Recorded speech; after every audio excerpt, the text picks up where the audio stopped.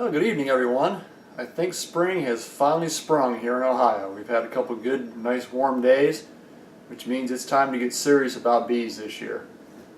This video, we're going to cover making this nuke box, which can also be used as a swarm trap.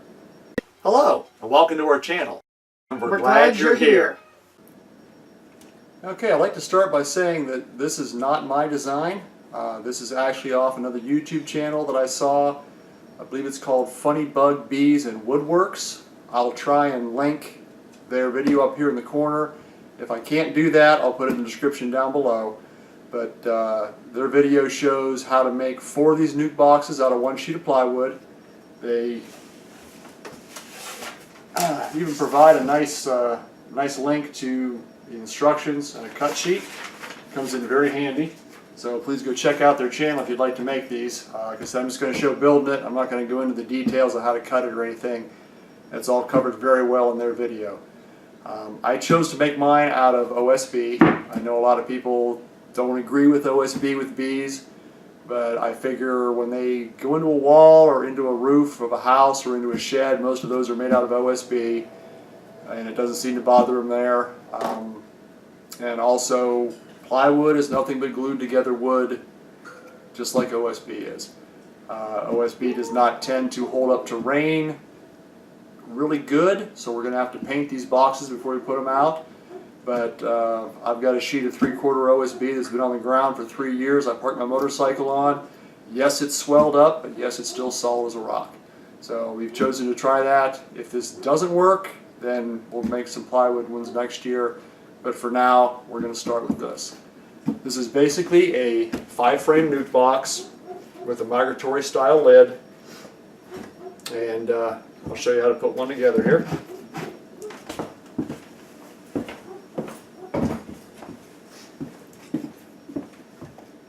Your basic pieces are some cleats.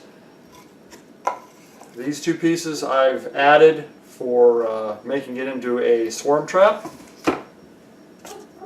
Got 2 small cleats for the lid,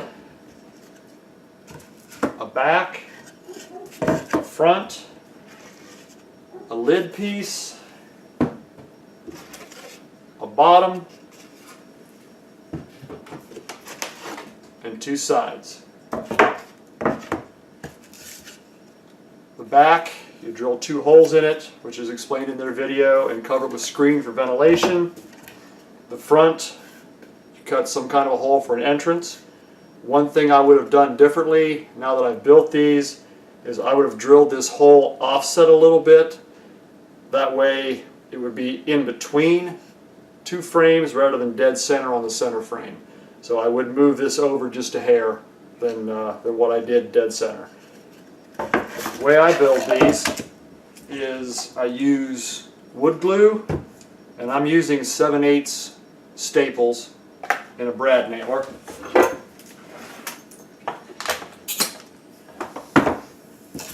I just start with the back, shoot some glue down one side, take one of the side pieces, square it up at the bottom,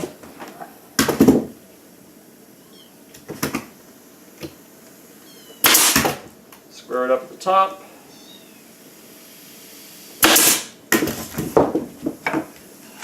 of course make sure that your holes are at the top part, and when you do the front, make sure your hole's at the bottom. Of course, I'm telling you this out of experience because I started to put one together backwards, not paying attention.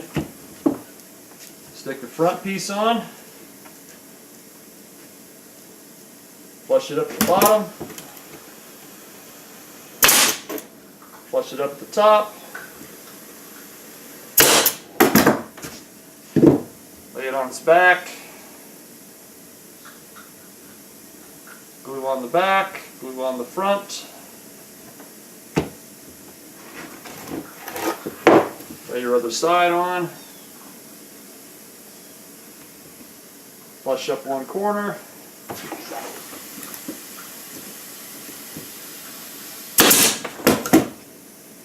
flush up the other side, Another corner.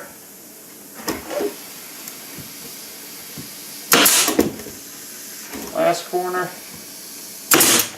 And I just add a brad in the center. And the glue is going to hold this together when it dries. And now I flip it up.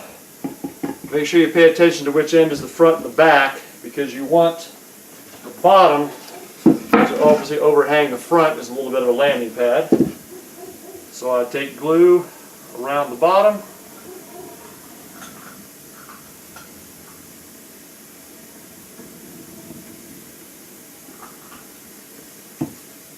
Stick your bottom on. Now I'm making sure when I do this I put the rough side of the USB on the outside and the smoother part on the inside. That way the bees aren't going to deal with this roughness.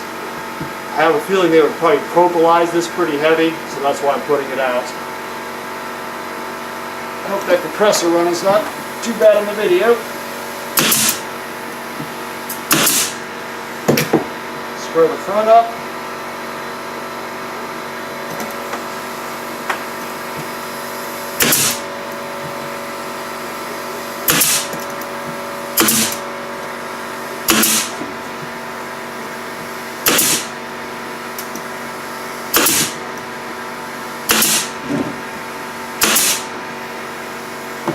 Do the front, what I found kind of came in handy was the little 3/4 cleat for the roof. If I kind of lay it along the edge, it lines me up.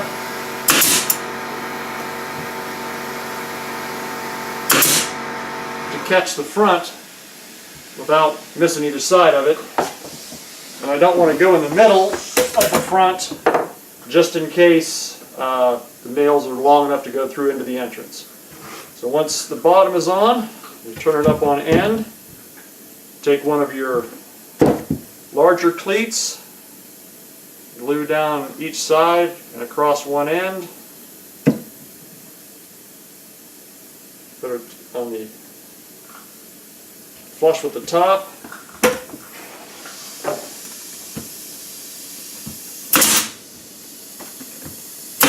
Now I found these staples are just long enough to stick through, but when you're doing it in an open area, if you just lay the stapler down without putting a lot of pressure on it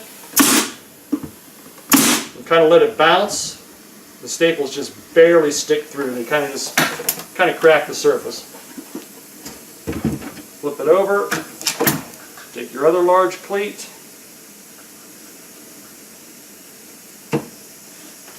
do it on the same way. Now if you notice, the front and the back don't come all the way to the top. The cleat does. This ledge is where your frames rest on the inside. Kind of a neat design they came up with.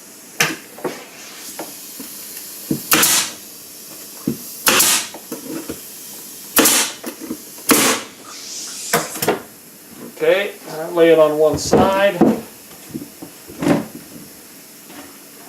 Tape measure. This is not in the other video or in their design. This is something I've added. I just basically took some scrap that was left over.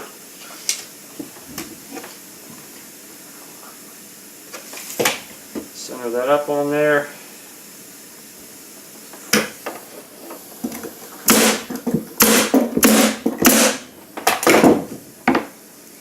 Smaller piece. Like I said, these are just scrap pieces that were left over that I'm adding to one side in the center that we'll be able to attach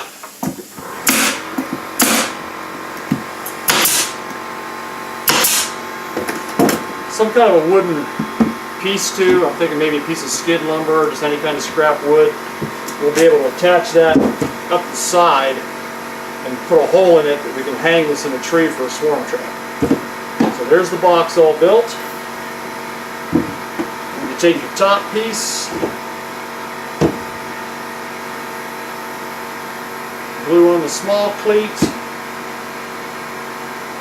And these go just to the inside and center. There's maybe maybe an 1/8 inch or so showing there.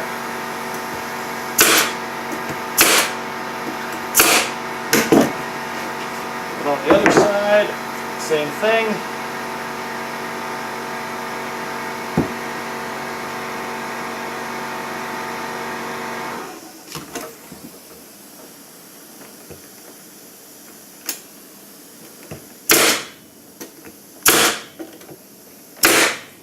And the lid's that simple.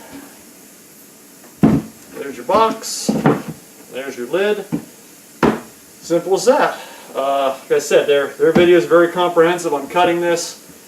Really, if you've got a table saw and a circular saw and some kind of a drill, you can make these very simply. It's just a few simple cuts, very well laid out. About the only thing I did different than their video, like I said, I added the panels on the side to thicken this up to make it a swarm trap. And I drilled 1-inch holes rather than the 3/4 that they suggest. And I'm going to use the round nuke entrance covers that have the hole and the vent and the queen excluders that you can rotate. I'm just going to screw that right in the center here, centered on that hole, so that if this is used as a swarm trap and we catch a swarm, we can just rotate that to bring them home. Also thought about putting some little screw eyes in the ends that we could use to maybe put baling twine or something over to help hold these lids on while they're in the trees. But that's our design this year for swarm traps and or nukes.